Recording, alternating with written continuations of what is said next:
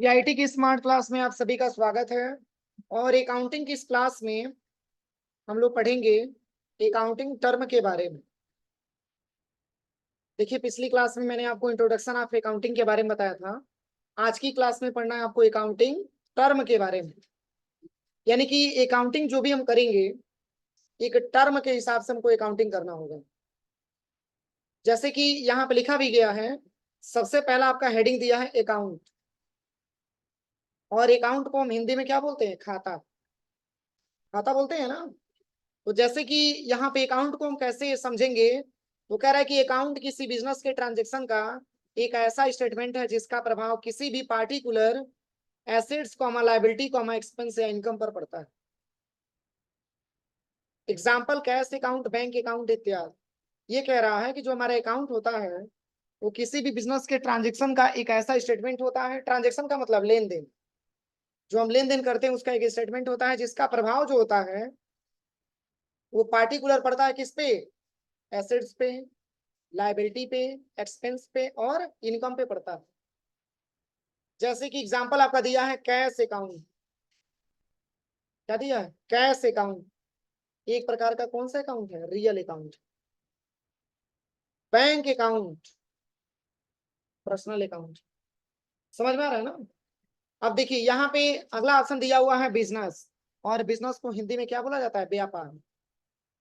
तो कह रहा है कि लाभ कमाने के उद्देश्य से किया गया कार्य हमारा क्या कहलाता है? बिजनेस या व्यापार कहलाता है। यदि हम कोई काम ऐसा कर रहे हैं जिससे अगर हमको प्रॉफिट हो रहा है, वही हमारे लिए व्यापार है, वही हमारे लिए बिजनेस है। और फिर कह रहा है कि बिजनेस को मुख्य रूप से तीन भागों में बांटा गया है। बिजनेस को मुख्य रूप से तीन भागों में बांटा गया है। पहला आपका दिया है क्या? ट्रेडिंग। और सेकंड आपका दिया मैन्युफैक्चरिंग। और थर्ड आपका दिया है सर्विस। अब हम तीनों बिजनेस को कैसे समझेंगे? तो पहले जी जो दिया हुआ है आपका ट्रेडिंग वाला बिजनेस, इसके बारे में मैंने आपको बताया भी था कि ट्रेडिंग का मतलब कि कोई ऐसा आइटम जो हम सेल कर रहे हैं, उस आइटम को सेल करने से पहले हम खरीद रहे हैं और तब जाकर के सेल कर रहे हैं। फॉर एग्जाम्पल की मान के चलिए कि हमको कंप्यूटर सेल करना है, तो कंप्यूटर खरीद के लाएंगे तभी तो सेल करेंगे। तो ऐसे बिजनेस को हम ट्रेडिंग बिजनेस बोल सकते हैं, कि जिस प्रोडक्ट को हम खरीद रहे हैं और तब जाकर के किसी कस्टमर को हम सेल कर रहे हैं, ऐसे बिजनेस को ट्रेडिंग बिजनेस नाम दिया जाता है। और मैन्युफैक्चरिंग का मतलब क्या होता है? तो जिसको हम खुद तैयार करके और तब जाके कस्टमर को बेच रहे हैं। जिसको हम खुद तैयार कर रहे हैं और तब जाकर के किसी कस्टमर को हम सेल करने का काम कर रहे हैं, ऐसे बिजनेस को मैन्युफैक्चरिंग बिजनेस बोला जाता है। फॉर एग्जाम्पल की मान के चलिए हमने बैग बनाने की दुकान किया, कि हम बैग बना करके कस्टमर को क्या करेंगे? सेल करेंगे। तो आप एक बात बताइए, अगर हमको बैग सेल करना होगा तो सिंपल सी बात है, बैग बनाने के लिए सबसे पहले कि बैग के कपड़े हमको खरीदने होंगे। बोलिए। इसी के साथ साथ बैग का आपको चेन खरीदना होगा, बैग के आपको धागे खरीदने होंगे। जब ये सारे मटेरियल आप ले लेंगे, तब इसके साथ साथ मान के चलिए कि आपको लेबर को लगा करके बैग बनवाना पड़ेगा, तब तो आपने तैयार करवा करके बैग आप बेच सकते हैं। तो ऐसे बिजनेस को हम मैन्युफैक्चरिंग बिजनेस बोलते हैं।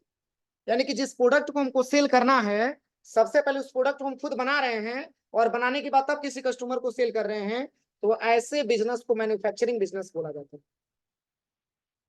समझ में आ रहा है ना? जैसे कि मैंने मोबाइल की ही दुकान कर लिया, मोबाइल का हर एक पार्ट्स खरीद के लेके आ रहे हैं, उसको मैन्युफैक्चरिंग कर रहे हैं, बना रहे हैं और बनाने के बाद तब कस्टमर को सेल कर रहे हैं। ऐसे बिजनेस को मैन्युफैक्चरिंग बिजनेस बोला जाता है।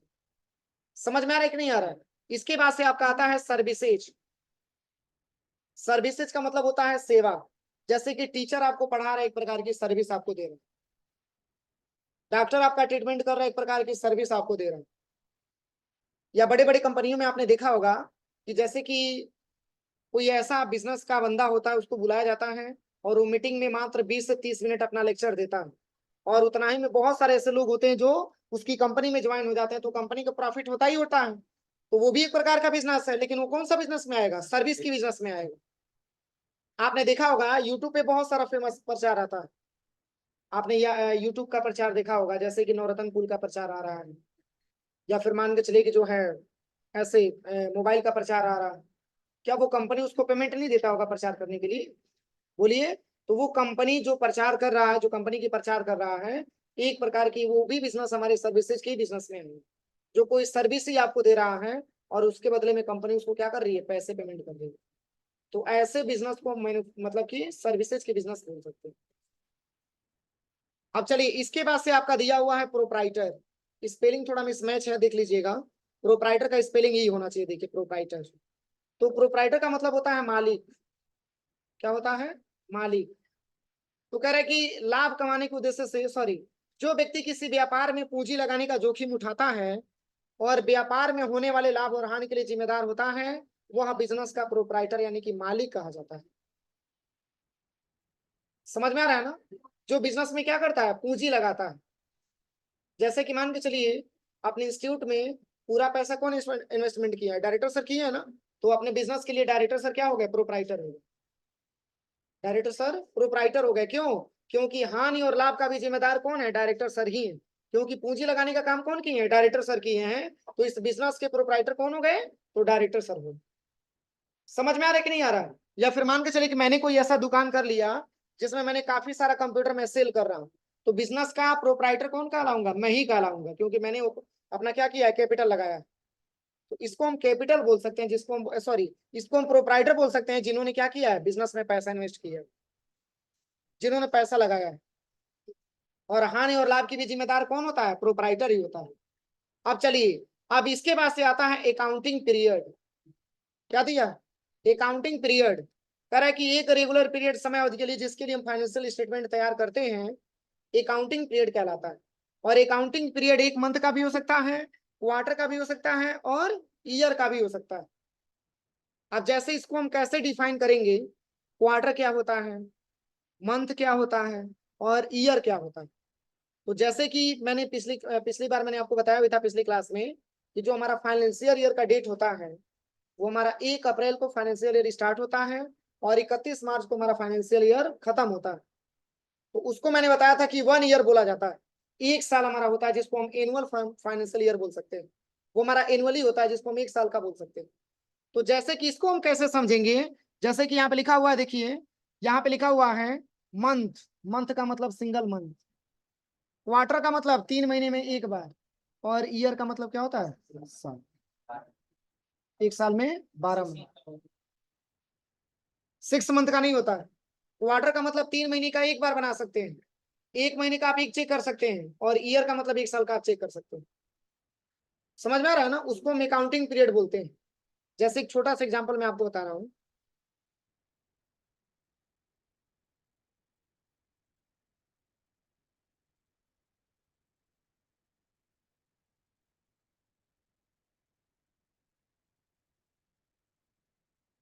ये 4 मैंने पार्ट इसमें कर दिया। अभी देखिए इसको मैंने कलर किया, यहाँ से हम हटा देते हैं इसको।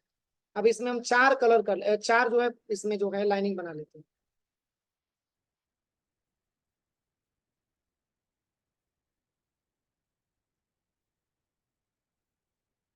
हो गया ना? अब एक साल में टोटल 4 क्वार्टर होते हैं। कितने क्वार्टर? 4 क्वार्टर होते हैं। अब इसमें जैसे कि मान के चलिए, अब हम क्वार्टर के बारे में हम कैसे डिफाइन करेंगे, देखिए मैं आपको बता रहा हूँ। जैसे कि मान के चलिए,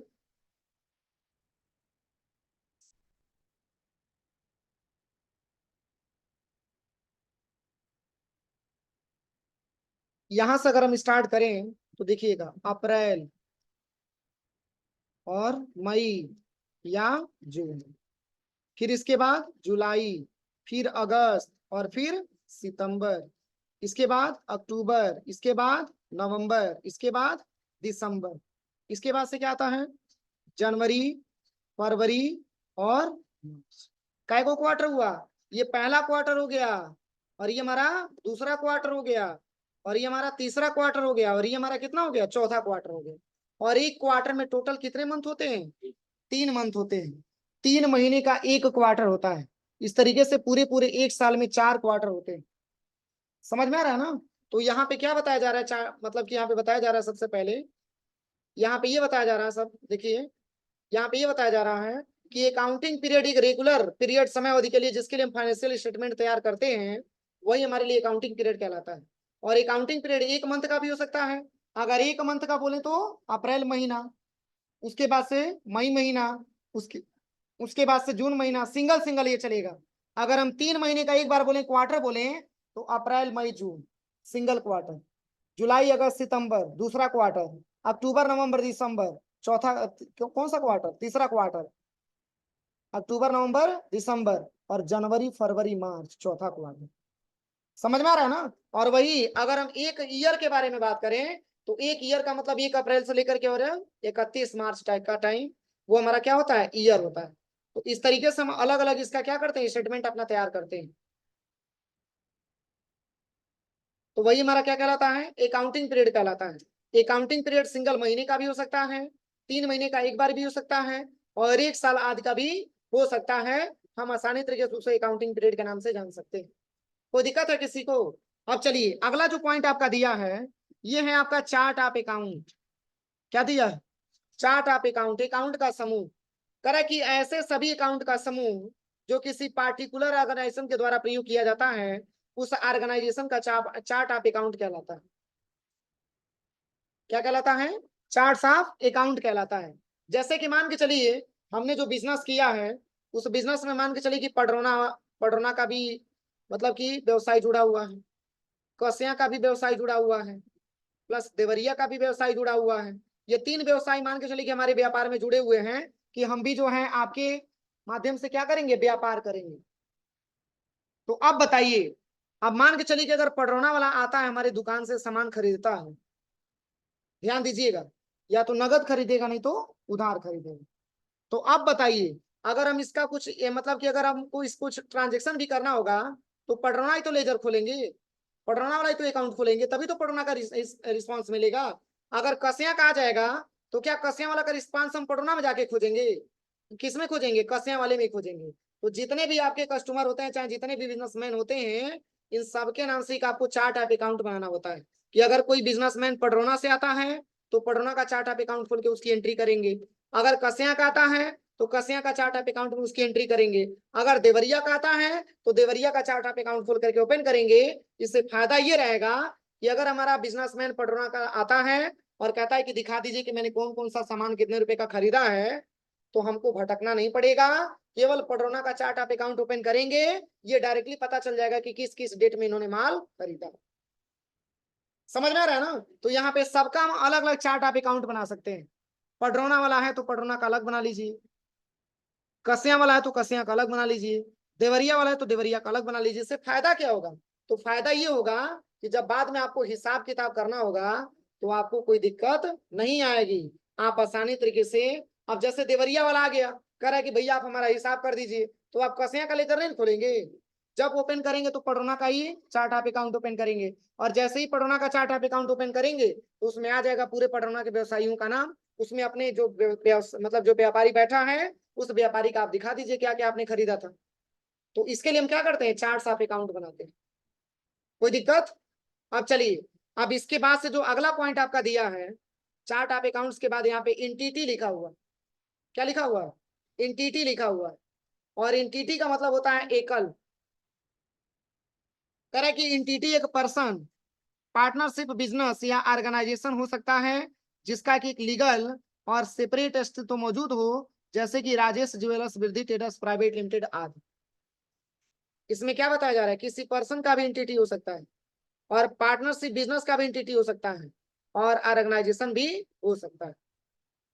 तो पर्सन के बारे में बात करें, तो जैसे कि मान के चलिए कि जैसे हम एक पर्सन हैं, या आप एक पर्सन है, कि आपका नाम क्या है, आपके पापा का नाम क्या है, आपका एड्रेस कहाँ है, आपका मोबाइल नंबर क्या है, बोलिए। एक पहचान है कि नहीं है, एक अस्तित्व है कि नहीं है, तो आप पर्सन में आ जाएंगे। और पार्टनरशिप बिजनेस का मतलब, जैसे कि आपसे ये कहा जाए कि पडरौना में सबसे बेहतर मिठाई कहाँ पे मिलता है, तो सब लोग अलग अलग बताएंगे। कोई बताएगा कि गोपाल स्वीट्स पे आप चले जाइए, कोई कहेगा कि साई स्वीट्स पे आप चले जाइए, कोई कहेगा कि अशोक कैंटीन पे चले जाइए। क्या उसका प्रोप्राइटर का नाम किसी को पता है, दुकान का नाम पता है कि क्वांटिटी अच्छी मिलती है, क्वालिटी भी अच्छी मिलती है। तो दुकान का नाम आपको कैसे पता चला, तो आप वहां गए होंगे, उसमें से आपने टेस्ट किया होगा, तभी तो आपको पता चला है कि गोपाल स्वीट्स बहुत अच्छा है। तो एक उसकी अलग पहचान है कि उसकी क्वालिटी के बेस पे लोग उसको जान रहे हैं। लेकिन आपका क्या पहचान है, आपका एड्रेस पडरौना है, आपके पापा का नाम क्या है, आपका मोबाइल नंबर क्या है, आपकी एक अलग पहचान है। बोलिए सही है कि गलत है। ऑर्गेनाइजेशन क्या होता है, तो जैसे कि अगर आपसे ये कह दिया जाए पूरे पडरौना में सबसे अच्छी पढ़ाई किस स्कूल में होती है,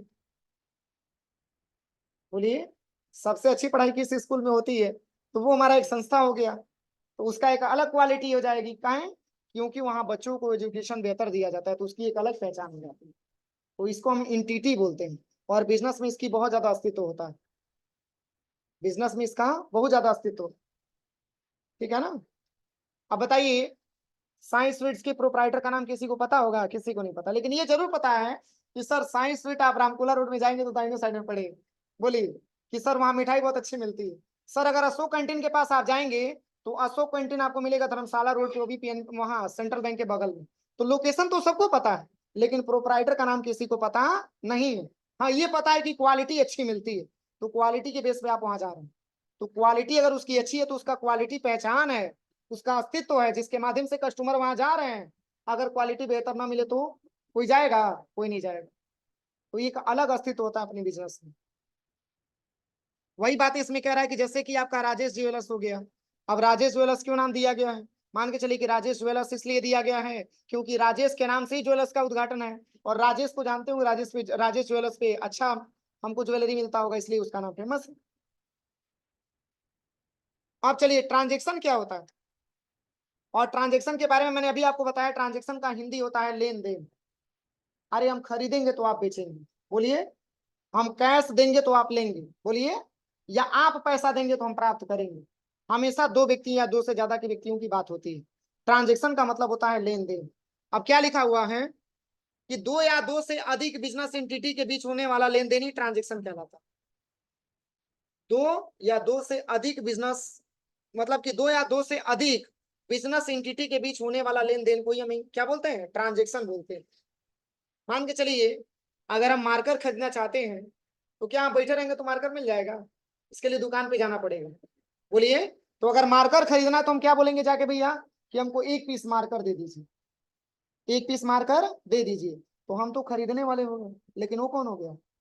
बेचने वाला हो। बोलिए, फ्री में तो देगा नहीं। अरे जितना रुपए का प्रोडक्ट लेंगे उतना रुपया भी तो देना है।